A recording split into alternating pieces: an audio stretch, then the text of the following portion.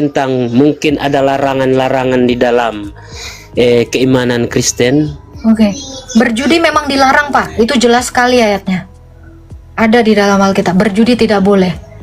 Alkohol itu tidak masalah, Pak, karena orang luka juga dibersihkan dengan alkohol. Bahkan perjamuan kudus menggunakan anggur yang memiliki alkohol berapa persen gitu. Yang dilarang itu adalah mabuk. Yang dilarang itu berjudi. Ya. Kalau kamu kecanduan rokok itu juga dilarang. Kenapa? Karena kamu menghambakan sesuatu terhadap benda gitu. Ya, segala sesuatu halal bagi kita, tetapi tidak segala sesuatu itu berguna. Segala sesuatu halal bagiku, tetapi aku tidak membuat diriku diperhamba oleh sesuatu. Jadi kalau kamu kecanduan ngerokok, artinya kamu diperhamba oleh rokok, dan ini tidak boleh. Merokok saja ya boleh, rokok itu tidak ada masalah, alkohol pun tidak masalah. Selama kamu gunakan dengan bijaksana, gitu. Berjudi jelas dilarang, itu tidak boleh. Seperti itu, Pak. Ya, di dalam Alkitab dikatakan kemabukan, perjudian, itu pencideraan, ya, hawa nafsu, itu tidak boleh. Jadi kalau orang mabuk, dia pasti identik dengan hawa nafsu, ingin ya melakukan hal-hal yang tidak senonoh. Itu dilarang, Pak. Tapi kalau kamu kedinginan, kamu boleh meneguk beberapa alkohol, karena Rasul juga dikatakan itu. Jangan minum air saja, tapi minumlah sedikit anggur supaya tubuhmu hangat. Itu boleh. Demikian rokok. Mungkin kalau kamu kedinginan di cuaca yang sangat dingin sekali, ya kamu merokok itu untuk menghangatkan. Gitu. Lakukan semuanya yang sekiranya berguna bagi kamu. Datanya di mana? Di Alkitab lah. Kali gua ngarang, nggak ada itu, ada di Alkitab. Seperti itu. Satu lagi, Mbak. Boleh. Tentang penulis surat Yudas, Mbak.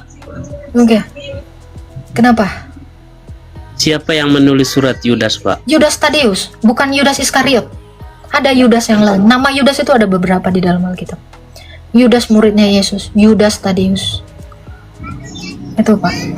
Ya, oke, terima kasih, Mbak. Sama-sama, Tuhan memberkati. Sama-sama. Ya, jadi kalau kamu mau merokok dalam cuaca dingin, niatnya untuk menghangatkan, lakukan. Ya, coba cari ayatnya. Segala sesuatu halal bagiku, tetapi tidak segala sesuatu itu berguna. Segala sesuatu halal bagiku, aku tidak memperbudak diriku untuk sesuatu itu. Gitu, ya.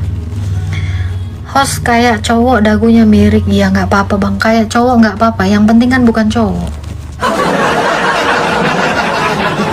Orang itu mau salah paham itu, it's okay, Bang. Gak ngefek sama saya.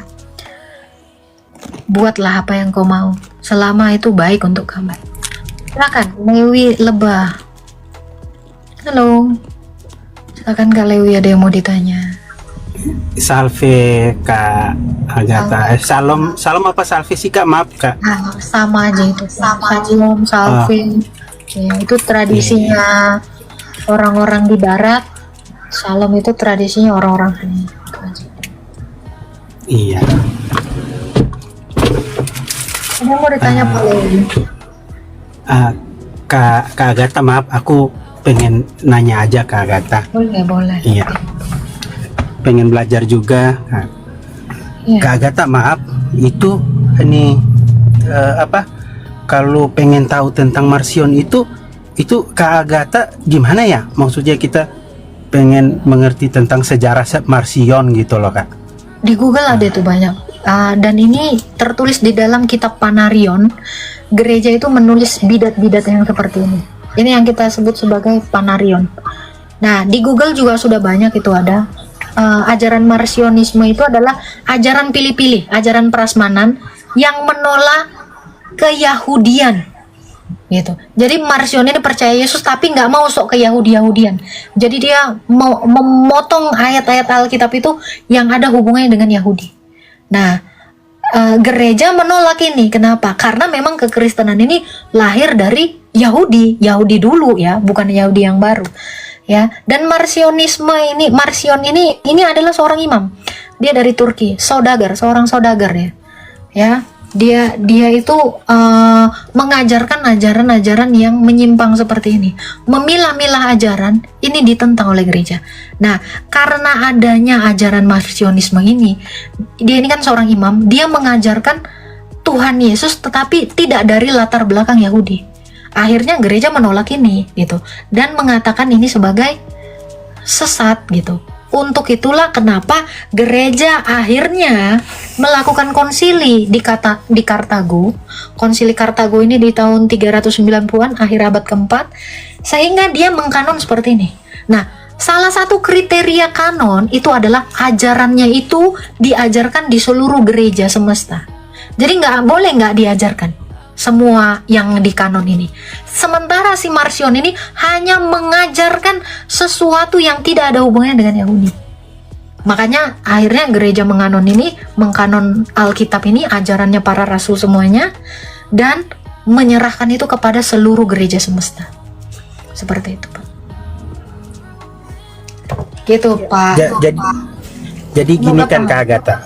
Ya. Ini saya pengen sharing aja kayak tentang apa yang saya pernah tahu. Contoh seperti yang tadi Kak Agatha bilang kan, bahwa kalau dihitung-hitung ya, itu kan kitab yang paling tertua ya bagi kita Kristen itu kan sebenarnya Septuagint ya Kak ya. Betul, Septuaginta. Ya, itu kita itu perjanjian kan lama. Ya, itu hanya perjanjian lama kan ya. Nah, waktu itu belum ada perjanjian baru ya, waktu zaman Tuhan Yesus itu ya kayak masih Loh, kalau dikatakan Septuagint. perjanjian baru tidak ada di zaman Yesus, justru realita dari Yesus itulah perjanjian baru. Iya, maaf. Maksudnya bukan ke situ. Maksud aku gini Kak. Ya. Jadi kan karena kan ada narasi teman-temannya yang buat saya bingung saya jadinya Kak. Katanya kitab tertuanya kan, contoh ada kitab Ibrani lah, apa Yahudi. Jadi waktu Yesus membuka gulungan kitab yang di bait Allah, itu katanya bukan Septuagint. Makanya saya bingung Kak. Terus apa? Masoret. Nah, kata mereka. Nah, itu makanya saya juga bingung. Masoretnya baru ada abad 9, 10, 11 gitu.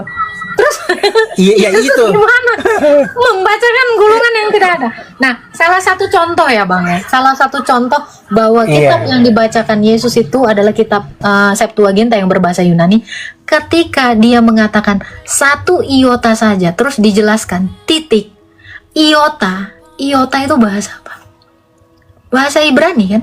Iya. Kalau dia berbahasa Ibrani, kenapa dia harus menjelaskan lagi iota? Saya orang Indonesia, terus saya bilang, saya cinta kepada kamu. Masa yang artinya adalah saya cinta kepadamu? Kan nggak mungkin. Berarti saya itu mengatakan I love you, yang artinya adalah aku mencintaimu. Demikian iota. Kata iota yang dipakai Tuhan Yesus itu karena dia terbiasa membacakannya itu yang dalam bahasa Yunani, makanya diterjemahkan iota itu. Iot itu bahasa Ibrani ya, bahasa Aramaik atau Ibrani gitu. Nah itu, jadi Kayaknya bilang bahasa Yunani gitu Kak. Iot itu ya bahasa Ibrani lah. Oh iya, sorry. Yunani nggak ada itu. Jadi Iya, sorry. kenapa dia harus menerjemahkan bahasa Ibrani? Pertanyaannya kan itu, logikanya kan gitu kan, betul nggak? Ya, betul. Kalau dia pakai bahasa Ibrani, Yot, kenapa dia harus menerjemahkannya? Nah, itu seperti itu. Jadi Septuaginta itu adalah 72 murid ya. Sorry. Jadi dari 6 masing-masing 12 suku. Ya, bukan rabi sebenarnya, dari suku bangsa Israel. Itu masing-masing 6 itu menerjemahkan itu untuk orang-orang Yahudi yang ada di Mesir, Alexandria. Ya, karena saat itu memang bahasa yang populer dipakai itu ya bahasa Latin dan bahasa Yunani. Karena orang Romawi itu bahasanya Latin dan Romawi. Itu yang umum dan semua orang itu ya secara kebudayaan mereka menggunakan bahasa itu. Seperti kayak saya nih, misal ya, saya ini orang Betawi, ya saya nggak akan pakai bahasa Betawi, saya pakai bahasa Indonesia. Nah, bahasa Indonesia itu sama seperti bahasa Yunani atau bahasa Latin. Itu bahasa yang formal dipakai untuk bangsa-bangsa.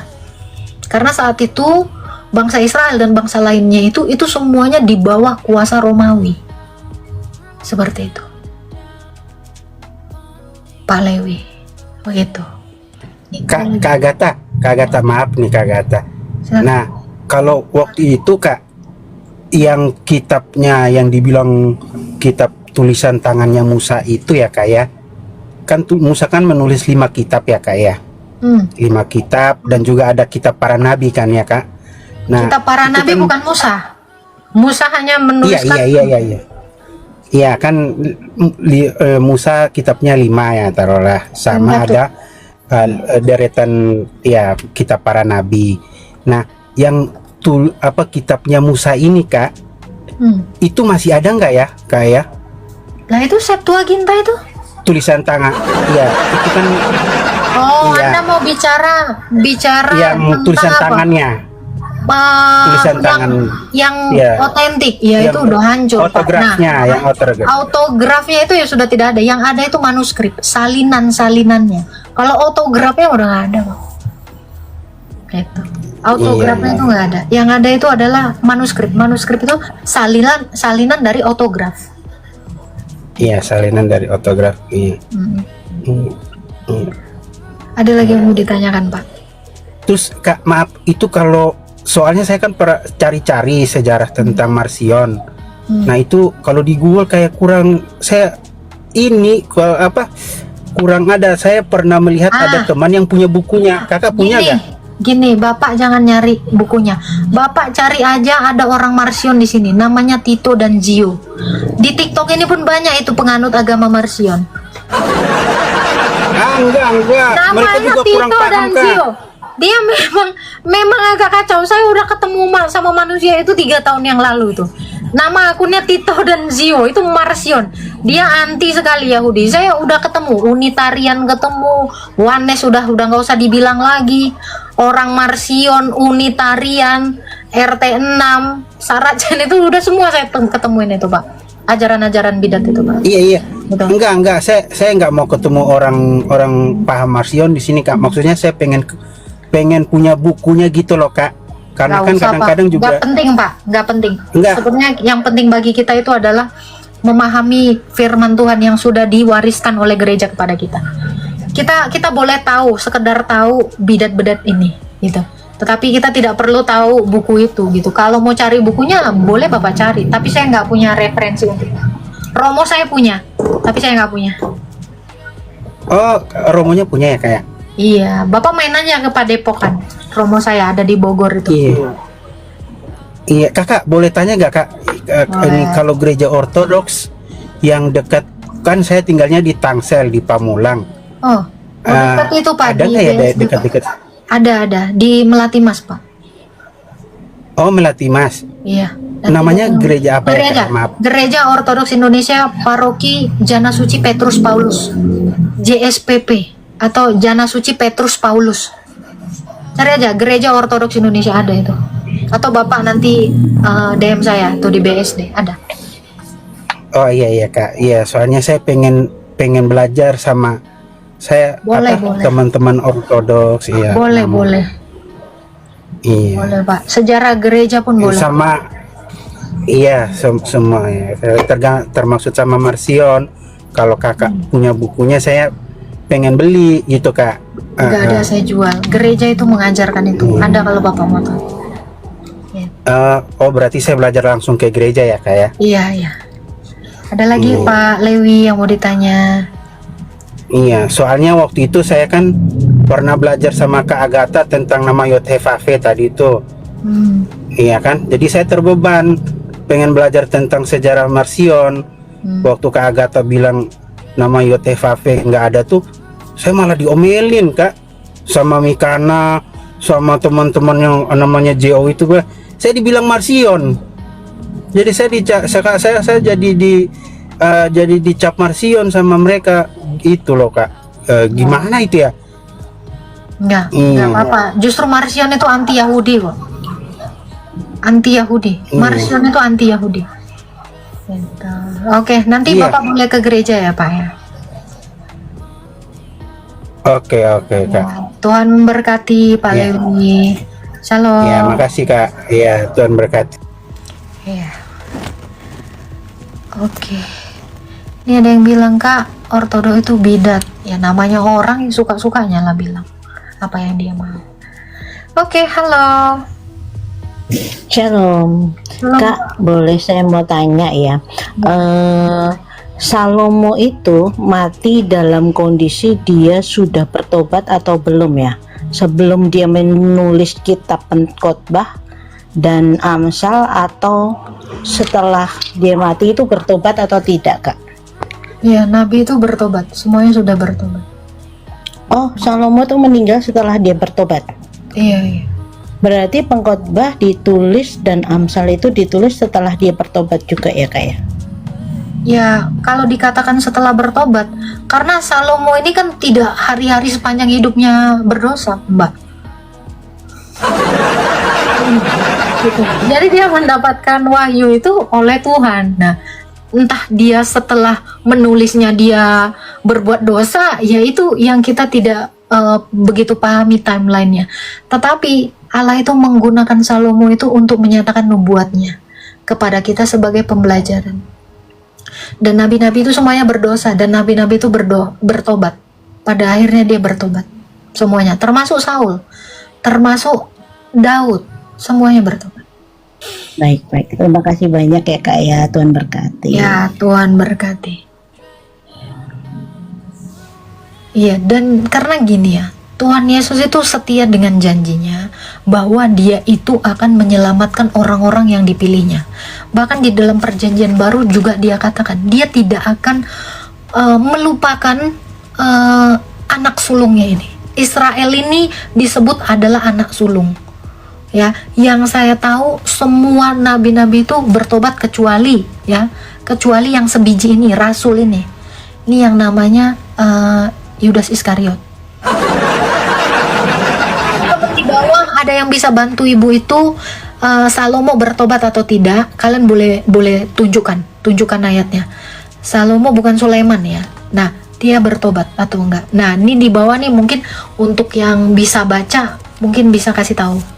Yang tahu dalilnya. Itu aja dari saya. Ya.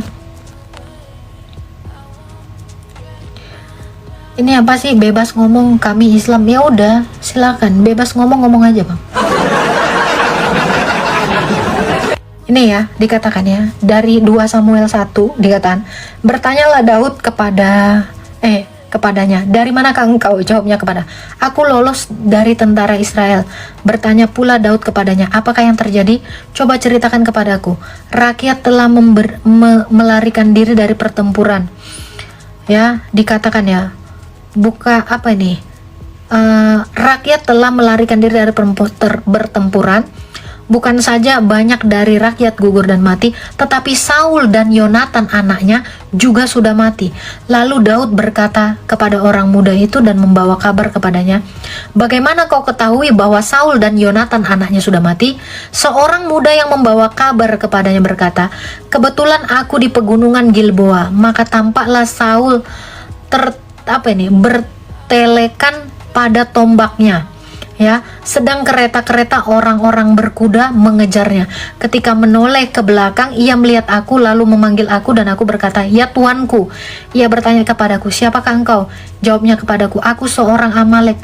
Lalu katanya kepadaku, datanglah kemari dan bunuhlah aku, sebab kekejangan telah menyerang aku, tetapi aku masih bernyawa. Di sini dijelaskan lagi ya, di 2 Samuel ya, Saul itu dibunuh. Dia memang meminta itu. Aku datang mendekatnya dan membunuh dia, sebab aku tahu ia tidak dapat hidup terus setelah jatuh. Jadi kalau kalian baca penjelasannya di 2 Samuel 1 ayat 9, jadi Daud itu memang meminta dirinya untuk dihunuskan pedang, tetapi benar orang lain yang membunuh dia. Ini dikatakan seperti ini. Kalian boleh baca di dalam 2 Samuel 1 ayat yang ke-8 sampai ke-9. Ini jawabannya. Gitu ya. Nah, ini teman-teman yang di bawah juga bisa menjawab itu. Ya, Allahu Akbar. Jangan promo Tuhan kamu di sini, sayang. Iya. Jadi Saul itu dibunuh. Memang dia udah memang menyerahkan diri ya. Jadi sebenarnya Saul ini mati karena dia menyerahkan diri. Ya karena dia udah kalah telak. Makanya dia dibunuh. Gitu. Ya mudah-mudahan paham. Silakan kalau ada yang mau bertanya lagi aja. Nggak usah typing gini ya, Umar Kagen ya. Kamu ini bertanya kan bukan dengan narasi baik. Kamu juga bertanya itu untuk hal-hal bodoh gitu loh. Tidak yang fundamental dari ajaran. Sekarang saya tanya. Kalau bicara tentang kelamin itu bagian dari ajaran gak sih? Bicara tentang ngaceng itu bagian dari ajaran kekristenan gak sih? Ini nggak logis gitu. Jadi kalau kamu pengen dihargai ya, kalau kamu pengen dihargai, kamu itu harus menghargai orang dulu gitu loh. Kamu itu masuk live orang itu dengan tidak sopan gitu. Kamu itu pengen dihargai agamamu, pengen orang bertoleransi akan agamamu, tapi kamu itu mulutnya kotor. Mulutmu itu mencerminkan kamu itu kayak nggak tahu toleransi gitu loh.